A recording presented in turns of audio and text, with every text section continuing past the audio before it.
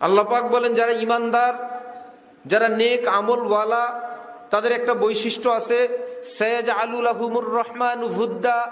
এক আমলওয়ালা আরেক আমলওয়ালার মধ্যে আল্লাহ পাক দোস্তি মোহাব্বত পয়দা করে দেন।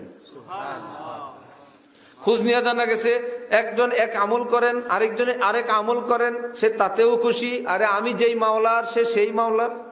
মাশাআল্লাহ মাশাআল্লাহ। ও মসজিদে কান্দে যে আল্লাহর জন্য, আমি রাস্তা রাস্তা গাস্ত করি সে আল্লাহর জন্য, ওই বেচারা ওয়াজ করে সে আল্লাহর জন্য, এই বেচারা আরেকজন উপকার করে সে আল্লাহর জন্য। উনি সাদা পাগড়ি পরছেন যে আল্লাহরে খুশি করার জন্য, আরেকজনে কালো পাগড়ি পরছেন সে আল্লাহকে খুশি করার জন্য। উনি কোরআনে পাকের তেলাওয়াত করেন যে আল্লাহর খুশির জন্য, আমি কোরআনে পাকের তরজমা পড়ি সে আল্লাহর খুশির জন্য। যিনি আজান দিলেন এক আল্লাহর জন্য, ইমাম বলবে ইমামতিও আমি আল্লাহর জন্য, খতিব বলবে আমি আমার আল্লাহর জন্য। আল্লাহ বলে যদি আল্লাহর জন্য হয় একে অপরের মধ্যে একটা দুস্তি হবে, মহাব্বত হবে। এটা প্রমাণ এই আমলগুলো দুনিয়ার জন্য না, দলের জন্য না, কার জন্য? আল্লাহর জন্য।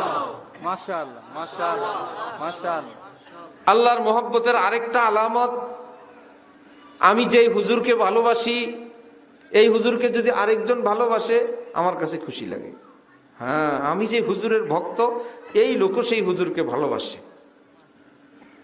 দুনিয়ার মহব্বতের আরেকটা লক্ষণ, আমি যাকে ভালোবাসি কেউ যদি তার দিকে ভালোবাসার প্রস্তাব পাঠায় কষ্ট লাগে। মাশাআল্লাহ। ঠিক না?